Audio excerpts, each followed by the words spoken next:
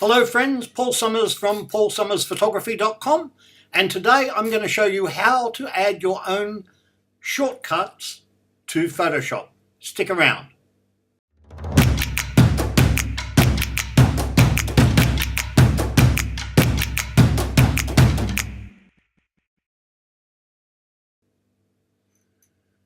Okay, so one of the things that I can tend to find a little frustrating is commands that I use quite often that do not have keyboard shortcuts. And I imagine this is because Adobe has crammed so many keyboard shortcuts in, but it only takes up a small section of all the menu items and variations that are available to you. And some of them we don't use. As a typical human being, as some of you may be, it's great that Photoshop has probably a couple of hundred keyboard shortcuts, but in reality, we would probably only be able to remember 10, maybe 15 of the most common that we use. So what we want to do is we want to start reassigning keyboard shortcuts to the functions that we use, or make up our own. And I'm going to show you how to do that. So we've got on this screen a simple sky image, and quite often with skies I like to go into add a Gaussian blur. So that means that I will have to go up to filter, down to blur, down to Gaussian blur every time, and set my radius there, and bang, it's done. Or I might then decide that I want to do a bit of a more abstract job on it. So up to filter, blur, Gaussian blur, and we'll bump it up so that it becomes really quite a nice soft texture, and bang. Now that's all very well, but when you're working with processing, you want to get it done as quickly and as efficiently as possible, because it's all money. Every trip to the menu bar, which takes 10, 15 seconds, if you make 100 a day, that's starting to add up to money. Your time is worth money. So what we're going to do is we can go up to the edit menu, and right down the bottom you'll see keyboard shortcuts. And here you can see all the keyboard shortcuts for your application menus, your panel menus, or your tools, all listed. For example, in the file menu, you have all these available to you.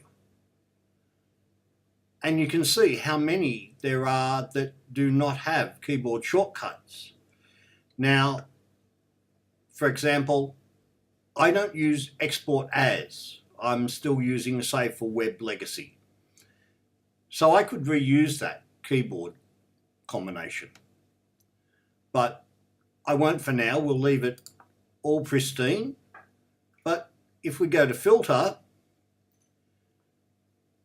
you can see that all our filter menu is listed, and none of them have keyboard shortcuts. So we're going to go up to the blur filter menu and down to Gaussian blur, and we just click on it, and we can add a keyboard shortcut. So given it's a Gaussian blur, we'll add Command G. And Command G is already in use, it appears, for layer group layers. So yeah, sometimes we might want to use that. So, okay, we'll try Option G. And Option G is an invalid shortcut. So the menu commands must include the command key and or a function key in the keyboard combination. So could we use Option and Command G? And we find it's already in use. This is getting really, really hard. So what isn't in use? Well, I have mine set to Option Command 1.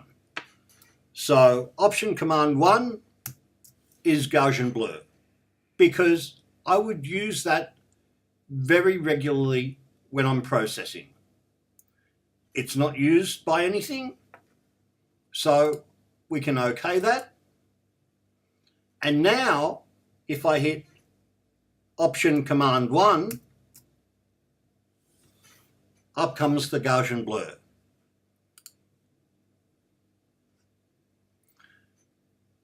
So this works the same way as for tools. Down here, you can change your shortcuts for your various tools, and also for your panel menus that you use to open and close panels over here. So, and again, very easy, just click on whatever shortcut you want and you can add it.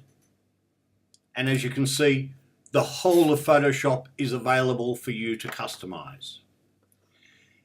If at any point you customize it and you get too out of whack, then you just need to change it back to Photoshop defaults and you'll be good. It'll be back to the way that it came out of the box or downloaded these days. So that's all. Just a reminder, Paul Summers Photoshop, paulsummersphotography.com. If you're looking for gifts, my prints, my wall art, iPhone cases, shower curtains, rugs, cushions, it's all there, available exclusively through Fine Arts America.